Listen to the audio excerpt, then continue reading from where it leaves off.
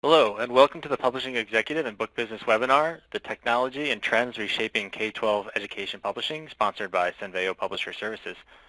My name is Dennis Wilson, Editor-in-Chief of Publishing Executive and Book Business, and the host of today's event. Before we get started, let me take a second to point out the Tips for Attendees widget on your console. It's the blue icon with the wrench on it. If you missed the Tech Tips video we played leading up to the webinar, you can always click the widget for more information. I also want to remind everyone that you can submit questions through the Q&A box throughout the webinar, and we'll try to get to as many of these as we can during the Q&A portion. And now let's get to the program for today. Helping students learn remains the core objective of education publishers, but the tools and tactics are evolving quickly. The new expectations of digital native students require publishers to enable learning materials with technology that meets the needs of the mobile generation. Data analytics have become nearly as important as content, supporting adaptive learning platforms and helping teachers monitor progress. And education publishers have also taken on a more service-oriented role, consulting with educators to master new tools and achieve greater efficacy in traditional and alternative learning environments. In today's webinar, we'll explore the big trends affecting K-12 publishers and the technology and business strategies they're employing to reap new opportunities. And fortunately, we have two fantastic speakers joining us today. First, we have Lisa Carmona, Chief Product Officer and Senior Vice President, Pre-K-12 Portfolio and Product Development at McGraw-Hill Education. As Chief Product Officer, Lisa leads all aspects of an extensive portfolio, including product management, product marketing, academic design, business management, and product operations. Lisa is keenly focused on leveraging research to understand customers and drive decision-making. She leads a cross-functional team to define winning product and marketing strategies, create sound business plans, and then develop and support solutions that align with market requirements, costs, and resources.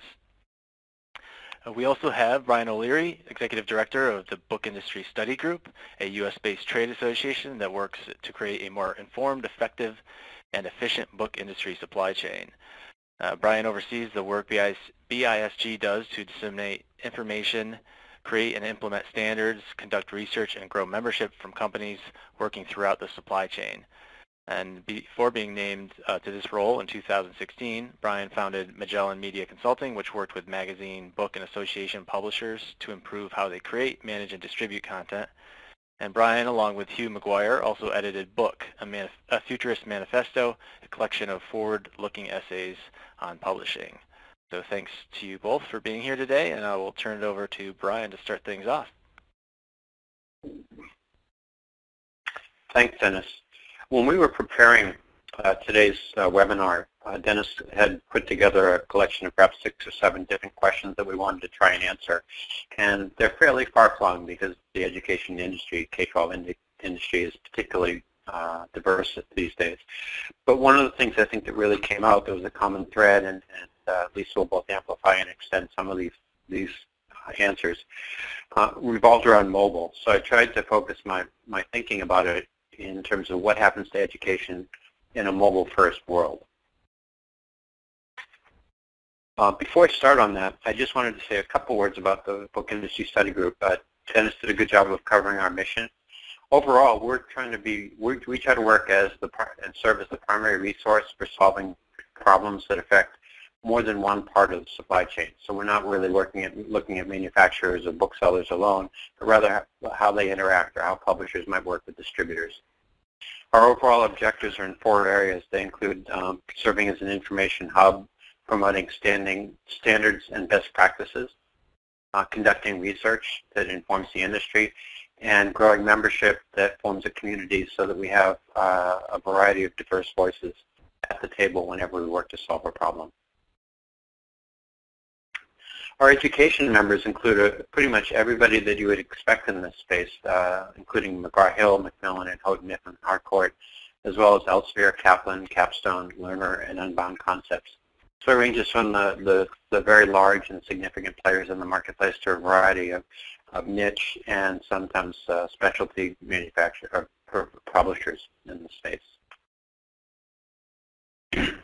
Now, one of the things that's interesting is last year we partnered with Outsell, which, as most people probably know, is a respected provider of data on trends and best practices in the information industry. and they've done quite a bit of work in the education space. It gave us an opportunity to build on what we already do in terms of conferences and publications about the education marketplace, and it gave our members access to their reports on a cost-effective basis. But one of the things that we also did was create a series of webinars we're doing. We did one last month. We'll do another one later this month, actually next week. But last month, Outsell actually shared the answers to what was keeping education publishers up at night. And there were these 5 basic categories, the first of which, understanding user needs. And you'll hear a lot of that, particularly with respect to with Lisa's comments. Harnessing data, getting their arms around the data flow that is now increasingly two-way. There's significant investments outside of the normal content development regimen that characterized publishers in the past. And so figuring out how to justify that is critically important. Integration is massively important, both within publisher systems, but across client systems as well. And the last piece is it's a fairly traditional industry, and getting past the notion that everything is working perfectly, we don't need to change a lot, or we've gotten this far, we don't need to experiment in new areas, has been a challenge for some publishers, and Outsell pointed out that the idea of getting new ideas onto the table, even some that don't work, and celebrating their presence is really important. But these 5 trends actually helped me in my thinking about several of the questions that Dennis and folks at Publishing Book Business raised for us, and that was specifically that how do we meet expectations of digital natives? How are the data analytics that Dennis referred to in his initial remarks driving the learning market? What changes are needed in the areas of technologies as well as publishing workflows? And why does, in this environment, does customer service move to the fore? So I'm going to take a few minutes to try and answer each of these questions. First is the meeting the expectations of digital natives.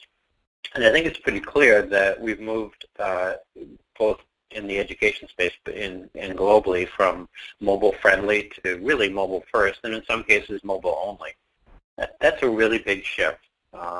If you think about just the behavior of people around you and how they work each day, even something as simple as going to the bank, if you still go to the bank, is likely to result in a line and something interstitial. You might check email, you do some reading, but increasingly it's the device that you always have with you. So even if you're not doing it in an interstitial basis, it's the go-to device. The larger screen format has also been helpful. That's made it more likely that we're going to have chunks, components, or some sort of smaller than full text delivery of content, and it has to be device savvy. It has to be responsive in a specific way. We can't just simply provide a fixed format or fixed aspect ratio document and expect people to consume it. It's also meant that people are looking for built-in assessments. These aren't necessarily the high stakes tests that would be more common with standardized tests, but just, do I understand what I actually just read? Do I understand what's in this particular component, whether it's a chapter or a learning module or something like that? It's also important because you're working on multiple devices and they're small, and you have essentially the large finger problem.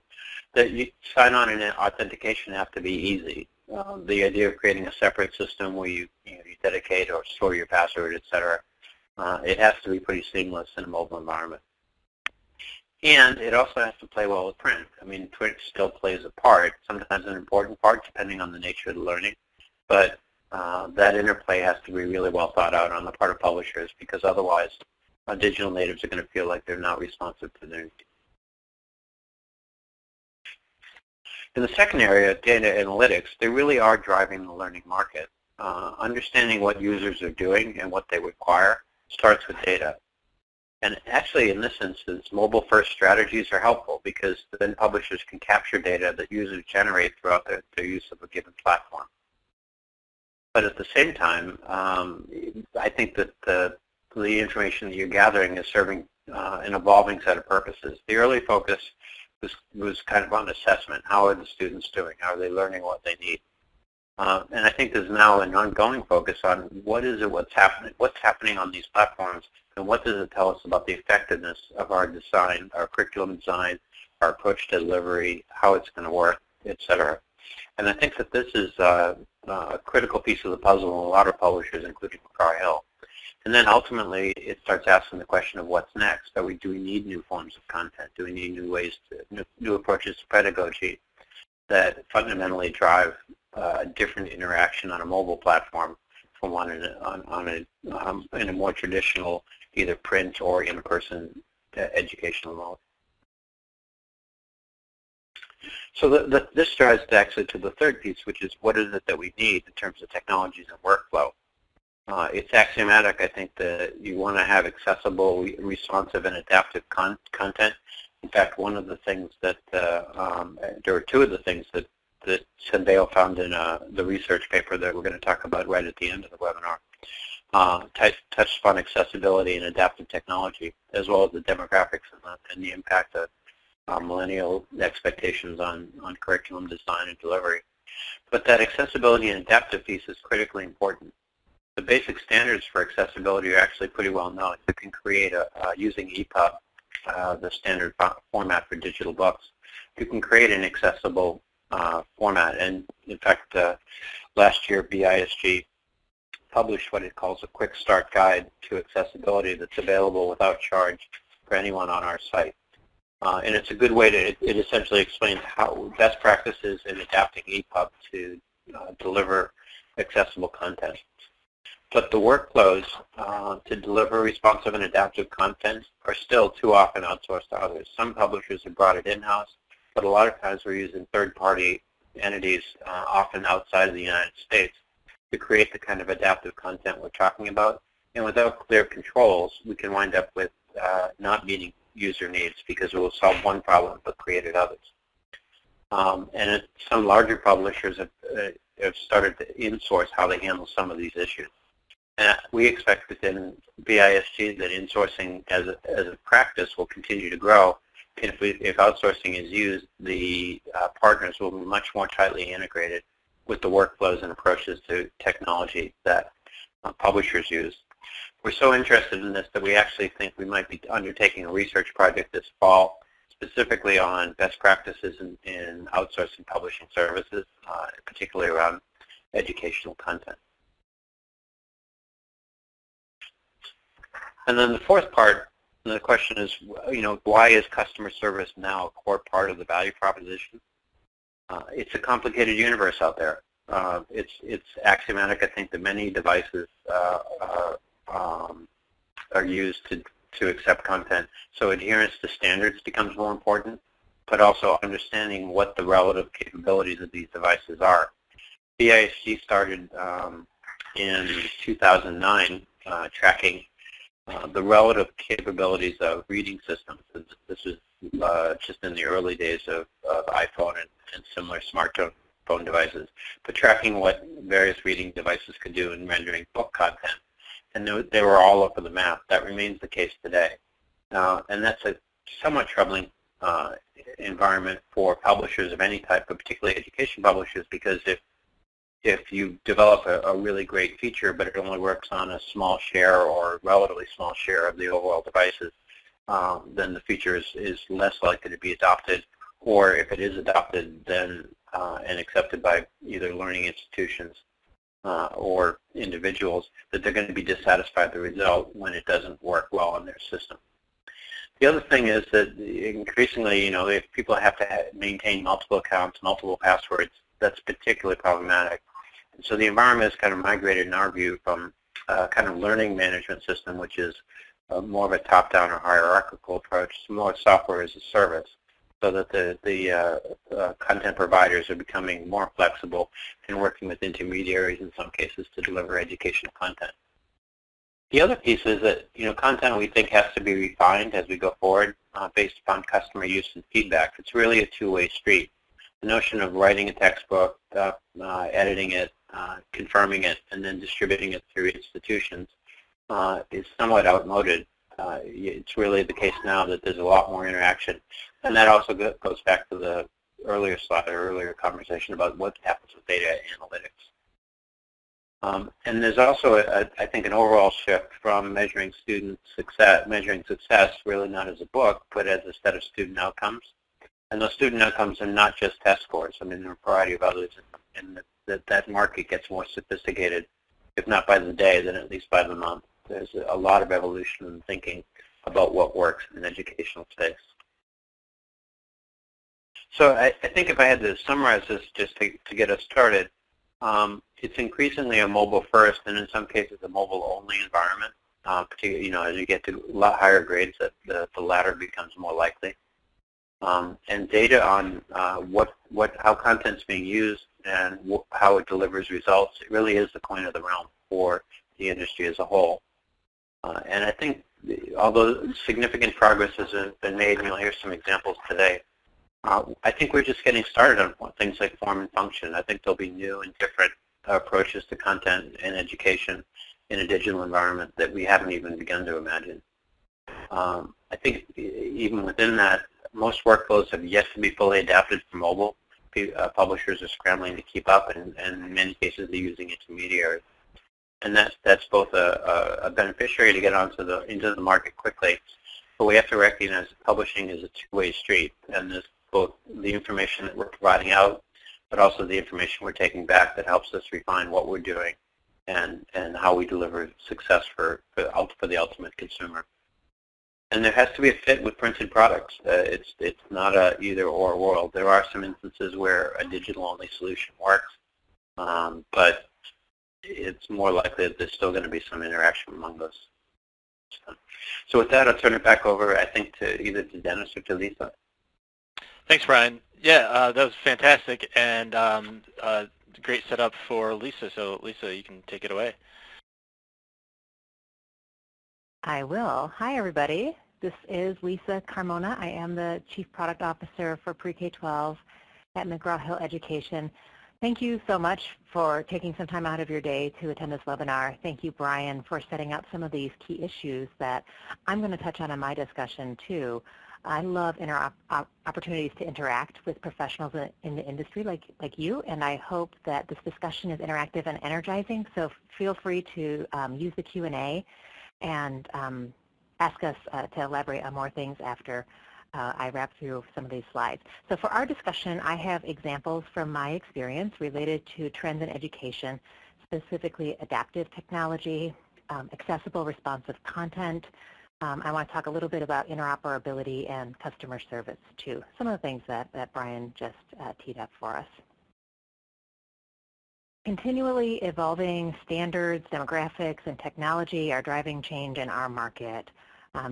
These factors present new challenges. They also offer opportunities to help us connect with teachers and students in new ways. I'm not going to belabor this. I think we all know that education is complex and dynamic, and the folks here on this webinar are well aware of them. What I wanted to start talking about is how changes are driven by technology and teachers who expect easy-to-use solutions and very flexible curriculum, parents who want offline access, and students who need engaging content. We at McGraw-Hill Education, we made a very deliberate decision to transition from a traditional publisher to a learning science company. And that transformation has impacted every part of our business, from product to marketing to sales to service. And the reason for this pretty dramatic shift for us is because we conduct a lot of research too, and when we asked educators about issues in today's schools and classrooms, they said things like this that you see on the slide here. They are concerned about student engagement and time management. They are trying to implement new standards and leverage performance assessments, and ultimately they're trying to find the best outcomes for each child. And despite all those issues, they are across today's schools, there's a very broad spectrum of technology access and usage. And like Brian said, still a heavy reliance on print. So how can we, as a learning science company at McGraw-Hill Education, how can we apply a concept of purposeful print and purposeful technology? That's something that we say fairly often here, purposeful print and purposeful technology. We consider the instructional model, the pedagogy, the classroom setting, and then we deliver the instruction through the optimal method that could be print or digital or both. So this is a change. In the past, we would create print and then make that print product into an ebook. And today, we consider the learning objective and an instructional model and then decide the best delivery. So if you look at the screen, this is a sort of a snapshot of some of our research, and we categorize technology used by classroom access and one-to-one device duration. I'm going to tell you a little bit more about that. Classroom access to technology is determined by the district's hardware and infrastructure. So at one end of the spectrum, you're going to have classrooms with very limited access. If you look at that yellow square, we can't afford software or equipment. And that might mean they have a computer lab that they have to share with the other teachers. At the other end of the spectrum, there are a growing number of classrooms that have a device for every student. And these are the one-to-one classrooms and classrooms like that. That access is really a broad spectrum at this point in time, and it will continue to be a big spectrum. By duration, so if you think about duration, that's the number of minutes an individual student is typically using a device. So in that computer lab model, maybe that's 20 minutes a week. In a one-to-one model, maybe it's 20 minutes every day. We have to understand both the access to technology and the duration that students have individually with devices to determine how often a teacher can administer online assessments or adaptive practice. When do students access a device in the classroom, and when are they at home on their own device, which is getting at some of those mobile topics that Brian mentioned. How do we support that offline access? So as we're doing research and we're looking at the research in the field, all of that feedback compels us to think very differently about how we develop content, create platforms, and support teachers. And it fueled our transition into a learning science company. At the center of every decision, we need to remember that more than anything, education is about people. We are looking for how do we combine the science of learning with the art of teaching. And learning science has helped us make that shift. Educators have a real opportunity to flip the classroom and move from a one-size-fits-all, sage-on-stage way of teaching to personalized learning, where they can meet the needs of the individual learner. Personalized learning is more possible today than ever before because technology can generate the data that teachers need. We are discovering ways to support those teachers as they intervene, as they remediate, as they cajole and push their students. Those of you that are in real classrooms, they know that teachers need all of these ways to be successful. And it's clear that traditional print products and the approaches of the past aren't going to help schools and teachers meet today's goals. So we started our transformation into a learning science company. We had many of the fundamentals, strong technology, expertise in how students learn, and proven content. We are committed to using analytics and support to ensure educator success. I'm going to go through some of these a little quickly to help you sort of understand what learning science means. For us at McGraw-Hill Education, learning science brings together educational research, instructional methods, implementation tools, and data analytics to drive an ecosystem of continuous improvement.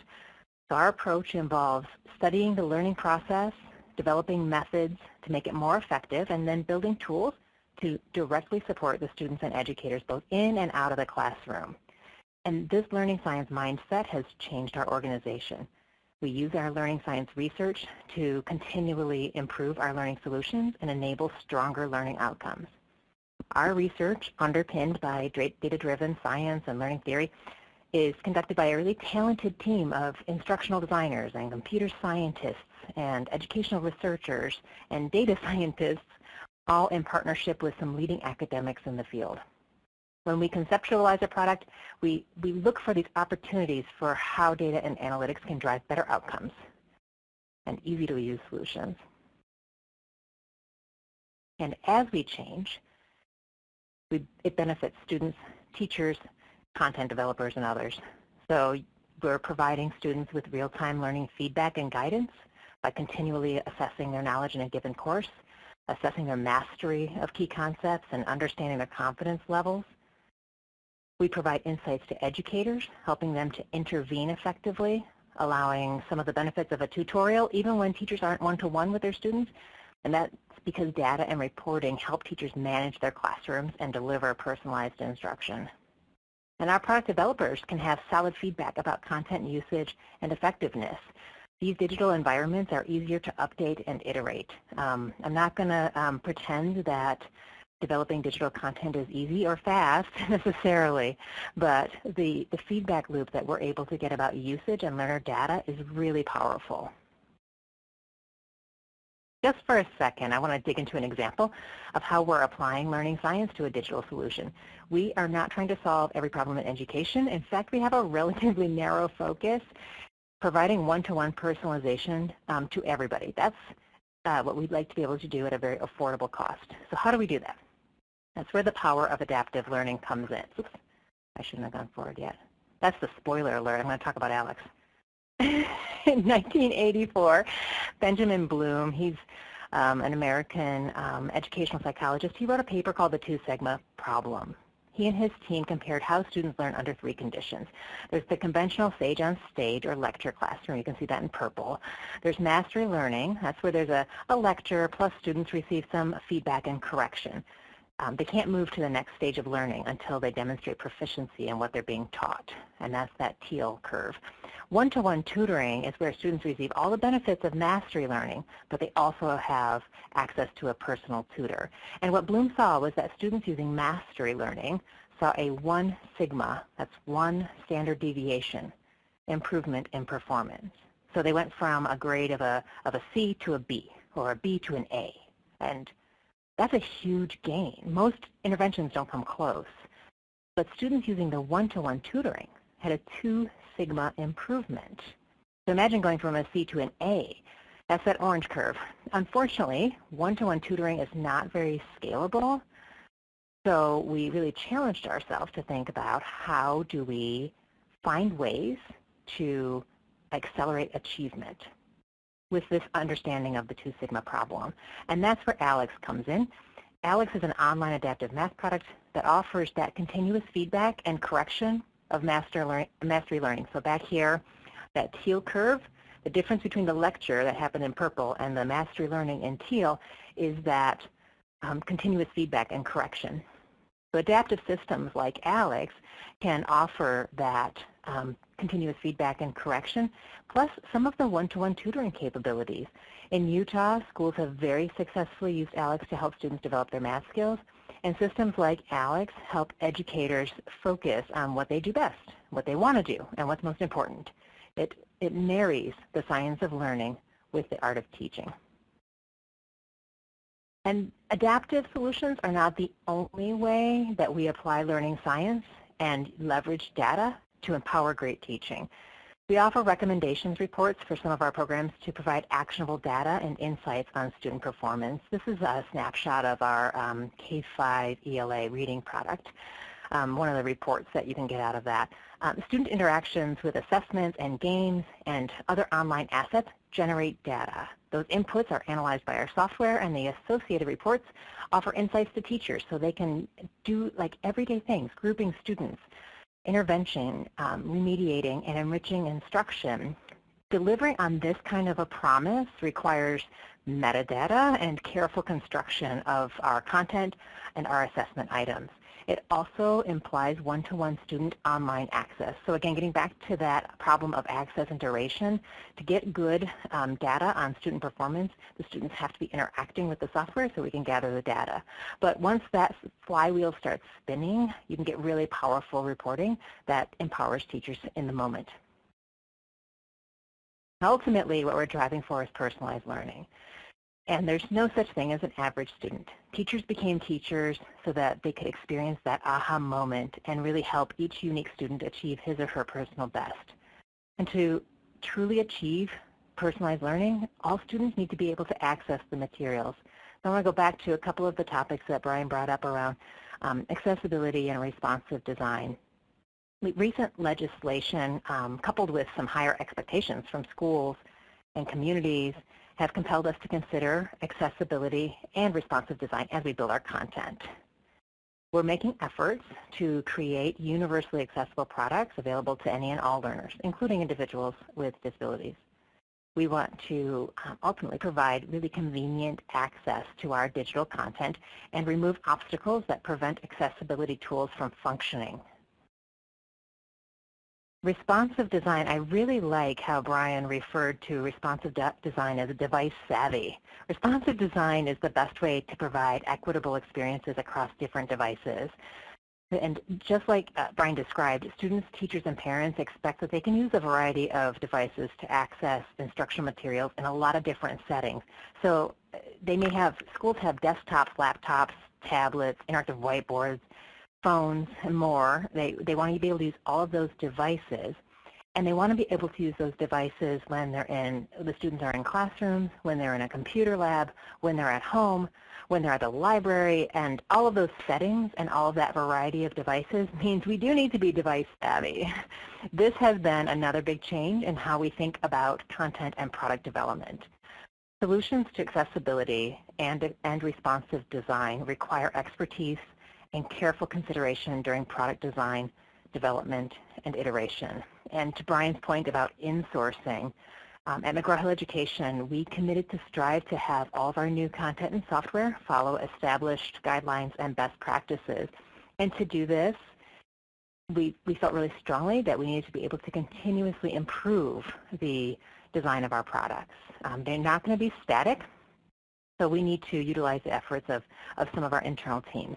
We certainly call on the assistance of external experts and user feedback. But these issues are top of mind during planning and prototyping. If you understand the use case for a particular piece of content, it may have impact on how you make decisions around implementing accessibility and responsive design best practices. We engage in advocacy organizations and forums and user groups, and we reach out to actual teachers and students to provide feedback and validate that the software and the content is not only compliant, but more importantly, really usable for learners. We've educated and trained our employees and our resource providers on the guidelines that we use for these sorts of things. And all of this has been a tremendous effort in the recent year or two, but we know that it's not done. The expectations in the market are emerging. So this is a factor of our content development that I expect to be very dynamic and to change over time. Similar to issues around accessibility and responsive design, at McGraw-Hill Education, we've made a firm commitment to interoperability. We need to build digital systems that can talk to one another and make educators' lives easier. What used to be considered an IT department issue has really serious implications for learning. Adopting interoperability standards is a building block that allows technology to be a real positive in this space. IMS Global has a key part to play in that. Technologies that live in closed systems put up roadblocks to students' learning pathways. And I'm just not willing to do that. So when I hear about teachers who can't use the technology that works best for their students because they're locked into systems, or the complexity of creating a seamless classroom is overwhelming, when I hear stories like that, I reach out and say, let's start talking about how do we have open, interoperable ecosystems. It's a way that collectively as an industry we can serve today's teachers. Now, I wanted to, we talked quite a bit about content and platform. All of these ideas of accessibility, responsive, interoperable, standards-based content helps us accomplish goals by putting students and educators in a better position to achieve their goals. In the last few years, we have seen unprecedented changes in technology use, curriculum standards, and other factors in education, and we knew that those historical transactional relationships aren't going to work. So we've changed how we approach our partnership with schools and districts. They are demanding a different level of service. They need help with integration, implementation, and professional development. And they're depending on our learning science expertise to help them empower teachers and drive for results. And that's why, more than ever, we're partnering with schools and districts and teachers. So there are lots of ways that we're doing that. And I'll summarize a few of them. Happy to answer more in Q&A. There's district-wide services that we offer to support digital district conversion. So services around rostering and integration. Some of that pain point that I talked about on interoperability. How do we make sure that the classrooms have access to the software that they need? We've helped connect the different departments in a school. The school can be kind of fragmented just like any other organization. So we want to make sure that the IT group is talking to curriculum, that curriculum is talking to assessment. So when we help advocate for those conversations, it helps our implementations be really smooth. We have new marketing approaches that inform customers about current research and criteria for success well before a school is evaluating solutions. And we have solutions to help schools and districts implement blended learning and personalized learning strategies. I'm going to give you an example of that in just a minute. Professional development needs to support teachers through these shifts in standards and help them incorporate the latest learning research into their practice. It's not easy to know in the moment how to respond to some of these market shifts and some of the new demands and pressures that are put on teachers. And professional development is a key to building a sustainable practice. We also bring together communities around assessment, literacy, STEM, and other issues where educators and administrators can share best practices and learn from one another. So just like you might be on a forum about software you use in your personal life, teachers and administrators, they need communities where they can connect and learn from one another. This is a really dynamic space, and there is no PDF that gives you the help that you need in the moment. Sometimes you need to talk to someone, and we try to facilitate that. One of the changes for us is our Redbird professional learning platform. It's one of the ways that we're building longer-term relationships with our customers. We all know that professional development should be ongoing, job-embedded, and differentiated. We want to maximize learning, so it needs to be ongoing, job-embedded, and differentiated. However, you need to devote a significant time to shifting instructional practices, and the training needs to be ongoing. That's hard to do in schools' budget and time constraints. So PLP, that's the professional learning platform here from our Redbird group, it represents a set of online, on-demand courses that can help educators better understand and implement blended and personalized learning. So we offer courses on things like blended learning. What is it? How do you do it? Courses on Google Apps for education or Microsoft 365 for education, project-based learning. So topics that you need to implement over time and that are comfortable when they're accessible on demand and online. This is one of the ways that we're trying to support schools and districts as they figure out how to transform. Believe it or not, I did get through that in the time frame we talked about, guys. The trends in education are going to continue to drive change, and I just want to remind everybody that things like accessibility, personalized learning, interoperability, exceptional services, these are the kinds of problems we need to solve and the barriers we need to overcome to help more students succeed. I'm grateful for everything that you are doing to help move this industry forward. It's important work. And with that, I think I'll hand it over to Dennis if we have any questions. Great. Thanks, Lisa. That was excellent. Yes, we're going to take some questions in just a minute, so continue to submit some of those.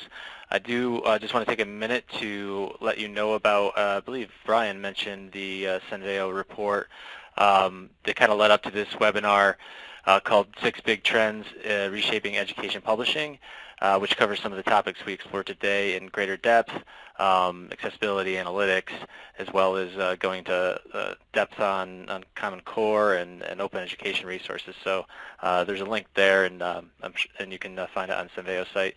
So I encourage you to check that out. But yeah, let's turn to some questions. both of you spoke to the importance of analytics, and specifically for McGraw-Hill, the transformation to a learning science company. So I'm curious, from a talent perspective, I mean, is there new competencies that you're, hiring for, that you're looking for when it comes to learning science, data science, that you weren't hiring for in the past, and how has that changed how you look at your recruitment efforts? That's a good question. Do you want me to jump in? Sure, and then maybe Brian, you can talk about if you're seeing anything from a broader perspective. We certainly are. We have an applied learning science team, and they have often PhDs in a particular strain of research, and more importantly, they have the capability of how do you make some of that science applicable? How do you take the research, synthesize it, and apply it? That's as much a capability or a mindset as it is a hard skill and experience. Same is true with some of our data scientists. We have psychometricians, folks who have a very technical or high-level educational background. And what we look for is not only the pedigree and the experience, but also these proclivities around application. How you synthesize and apply to a real-world context, because we're very pragmatic and practical about making sure that the work we do really serves classrooms, today's teachers. Great. And I think I was going to say at an industry level, we see the same thing. And one of the things that's a concern, particularly when you look at like the periodical business, this week, Time Inc. announcing 300 layoffs and major shifts to favor other skill sets. What we really want to do is try and provide some visibility, not just in education, but in book publishing overall, or publishing that used to be books overall, to make sure that the publishers and other employers have visibility on what skill sets are required so that they can transition more gracefully.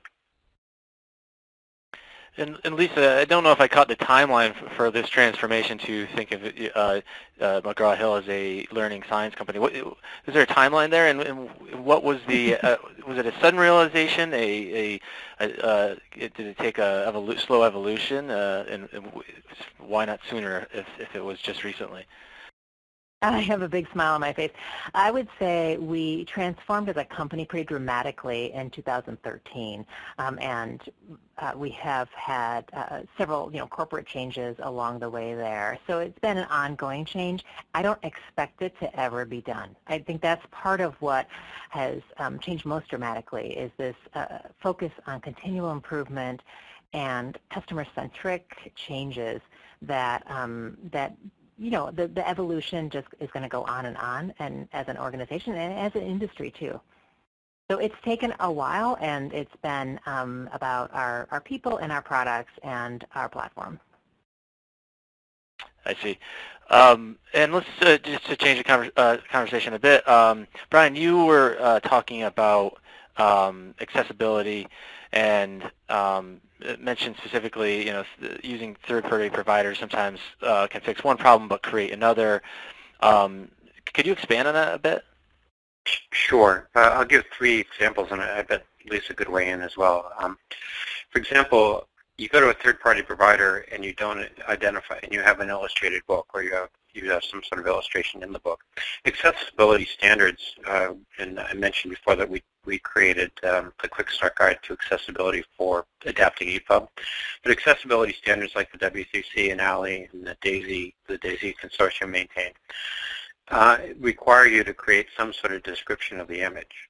If you simply just drop the image and you leave it to a third-party provider, particularly one in a different market, different country, to add that alt text to the image, it's not really editorially sound. So you really have to be thinking about it from the standpoint of what's the end user need, and that ultimately is an editorial decision. In a similar way, if you have an assessment component, and part of the assessment component includes a chart or a graph, and you're asking the user to interpret a chart or a graph, just as an example, well, you have to be able to give enough information so that they're on a level playing field, but you can't give enough information so that they would then essentially have the answer in hand. So how do you do that from a curriculum design standpoint? And then the third piece is that if we don't have these, and Lisa did talk about this with respect to McGraw-Hill, if you don't have the skill set in-house, EPUB 3, as an example, has a tremendous amount of flexibility on devices that are built to use it. But in many cases, publishers are not taking advantage of it. So you wind up creating proprietary solutions around one or more other objects. I think that that's where you really want to have that work. If you don't do it in-house, at the very least, you have to have an in-house understanding of what the capabilities are. I see. Thanks, Brian. And Lisa, on the accessibility topic, is it the concept of born accessible baked into your workflows from the beginning? Yes. Yes, for new products for sure. There's some effort to go back into legacy products and review them on a case-by-case basis. New products, we make sure that they are meeting all of those guidelines. And I love the examples that Brian gave. It's so true. The context of the learning, the objective and the context of the learning has to drive how you implement those guidelines and standards. Otherwise, you can really take things off into the wrong direction. So I want to talk a little bit about privacy. Brian, you had a slide or two where you referenced the challenge of different passwords and logins and a movement from a LMS or learning management system to a SaaS kind of cloud-based kind of platforms. I imagine students are sometimes using school-provided mobile devices and sometimes personal devices in other cases. So is that why the industry is seeing that kind of change? And are there privacy concerns when a student's shifting from a personal to a kind of a school device? Yeah, I mean the LMS SaaS example is actually aligned with what Lisa was talking about specifically with McGraw-Hill and her concern with closed systems. So LMSs are typically proprietary. They're not built on open standards necessarily. It's a captive audience.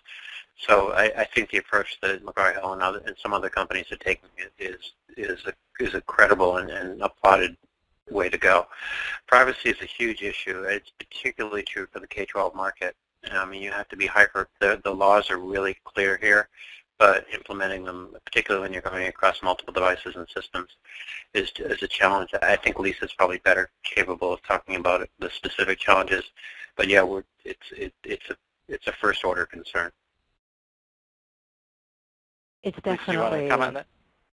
Yeah, it's definitely high on the list of when I was talking about how we interact with schools and districts differently. Part of what we talk about up front as we're describing how we could implement a solution is how do we ensure that student privacy and even teacher and district privacy is handled appropriately. And it's like you said, Brian, it's a case-by-case discussion in a lot of places because each school has a different collection of software and different firewalls, different infrastructure and broadband capabilities, and we want to make sure that the student information and other privacy concerns are met.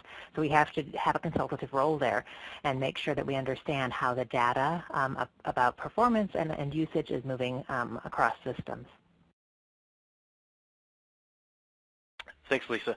As publishers are kind of shifting to more of this ongoing feedback loop and working more in a kind of a service role with educators and providing new tools that weren't available 10 years ago or 5 years ago even, adoption has got to be an issue.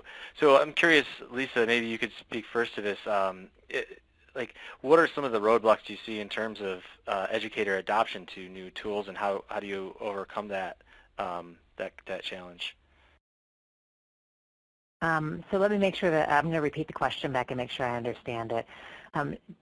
What are some of the barriers to adopting digital tools? This is about some of the digital solutions, right?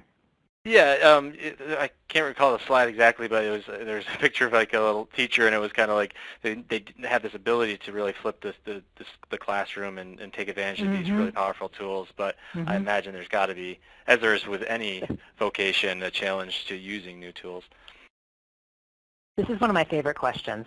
If you go back anybody who remembers, do you remember the Laserdisc? When Laserdiscs came out, it was going to change the world. And every new innovation is supposed to change the world. But really, it's not a technology question. It's a learning science question. How do we help teachers apply the right tool for the job? Sometimes that tool is a ballpoint pen. Sometimes, I like to say, young students don't learn to cut with scissors using an iPad. There are some things that they do in print. But the challenge is, how do we introduce new tools, and how do they gain scale and implementation when we have schools at such different places in terms of hardware, software, and mindset. Some of the barriers that we see coming out of our research efforts are that some access problems are deal killers. So if your school doesn't have Wi-Fi, if you don't have appropriate technology hardware, yeah, obviously that's a problem that needs to be handled through the schools and the states and the districts. But these other challenges, I think, is where we can help as an industry, as an ed tech industry, are related to teacher acceptance.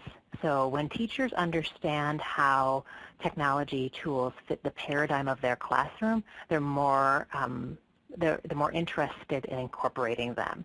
So when interactive whiteboards were introduced, some teachers set them in the back of the classroom and didn't use them at all, and others really embraced it because they could see how what they used to do on a static whiteboard or on a chalkboard, they could do in this interactive whiteboard. So when it fits the paradigm of what they understand, they're more likely to incorporate it. So finding that connection to their current classroom paradigm, I think, is important. And then the other thing is just knowledge and understanding of it. There are some surveys that we do where people, some educators have said, well, we just don't think there's digital curriculum available. Well, there's plenty of digital curriculum available, but depending on the cadence of their school's adoption cycles or the way that they've been exposed to opportunities to purchase new instructional materials, they may not have been exposed to it. So making sure that educators and administrators know what's available out there and how it would fit into their classroom ecosystem and how it solves their problems is part of the way that we're trying to break down the barriers or obstacles to implementation of the digital tools. Did that answer the question? Yeah, I think that answers it very well. I imagine as the educators themselves become, new generations that are the educating role, that they'll also kind of accelerate the adoption of some of those tools if they're digital native first. Brian, do you have any thoughts on in terms of, sorry, I didn't mean to interrupt you. Nope, I was just agreeing. Okay, Brian, in terms of access and adoption, is there anything that you can say from your point of view on what publishers may be running up against? Yeah, one of the things that concerns us at Book Industry Study Group is it's an issue that underlies a lot of what Lisa's talking about as well. The Pew Foundation does a fair amount of studying on in terms of internet access as well as internet use for populations of a variety of different ages. And when they look at they don't really look at the K-12 market as we would, but they look at populations that are in that market. And it's an uneven playing field. And, we're concerned that not that publishers are doing the wrong thing, but maybe that we need to be thinking more broadly about what the access pieces are. And that's more than just a publishing challenge that plays out in a lot of different ways. But I think that as an industry, we could probably come up with a pretty good argument for why better investment in that area is both fair and important. Yeah, and as the shift has gone from the textbook as a focal point for learning to kind of a portfolio of digital solutions, have purchasing cycles changed, and does that affect how you update content and how you serve the market? Lisa, I think that'd be best for you, probably. I would say yes and no. We still are often seeing, a cyclical behavior where you evaluate a product in the fall, you pilot it, you make a purchase decision in the summer, you implement the following fall. So that general cadence is still intact.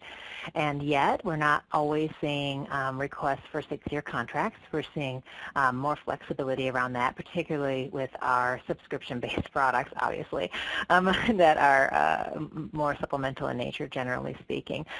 And I think I don't know, that's a part of the education market that I think is likely slow to change because the adoption state cycles and large district cycles are going to naturally drive behavior and keep that traditional cadence going. So yeah, we're seeing some loosening of the cadence, but in general it's intact. I see. We have time for maybe one or two more questions. So let's talk a little bit about standards. Lisa, you had a slide about IMS Global and talking about the importance of standards there. I'm just curious. I'd ask both of you. Do you think that publishers are adapting and being aware, that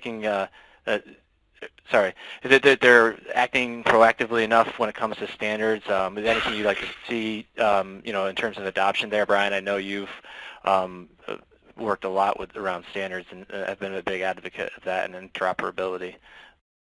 Yeah, you can't work at the ISG and not care about standards. I think there are probably several facets to that answer, but I'll just pick a couple. One is that more widespread use of the full functionality of EPUB 3 would go a ways. I mean, I think it's a pretty robust standard for provision of digital content, and I think that the work that's currently going on at the W3C, picking up what IDPF had been doing post-combination, is going to continue to do that. A number of players are already active, publishers are already active in that. And I think that should continue. But I think there's a secondary problem, and Lisa can probably talk to it from the IMIS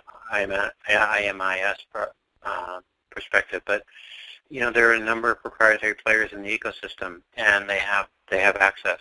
And so publishers don't always have primary access to the end clients, whether they're institutions or individual students. And that's not a great situation. I mean, platforms and should facilitate greater interaction between the content producers and the content consumers. And when they mediate but don't or disintermediate rather than mediate, I think it's a problem. Lisa, do you want to take the last word on that? I concur with Brian. Our solutions are developed to function really seamlessly within increasingly open learning ecosystems.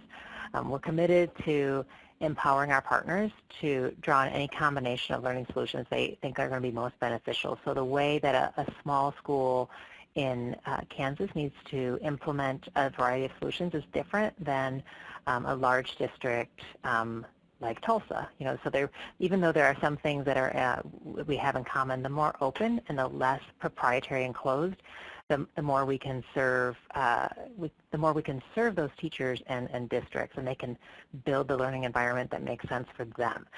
That said, that's part of the reason why we are one of the larger providers in this space. That's part of the reason why we've made such a large effort around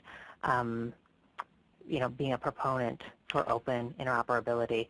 It's the way that we will provide the right level of access to the right solutions to the school instead of having gatekeepers and disintermediaries. Agree with Brian. Thank you. Well, I think we'll wrap things up there. On behalf of Publishing Executive and Book Business and Senveo Publisher Services, I want to thank Lisa and Brian for speaking today and the great conversation at the end. I'd like to thank all of you for attending today's webinar. Be sure to check out our webinar page to get more information on all of our archived and upcoming webinars. And if you would just take a minute to fill out the brief feedback survey that will appear on your screen next, we would be grateful. Your feedback will influence the webinars we bring to you in the future. And I hope to see you at the next Publishing Executive or Book Business webinar. Thanks.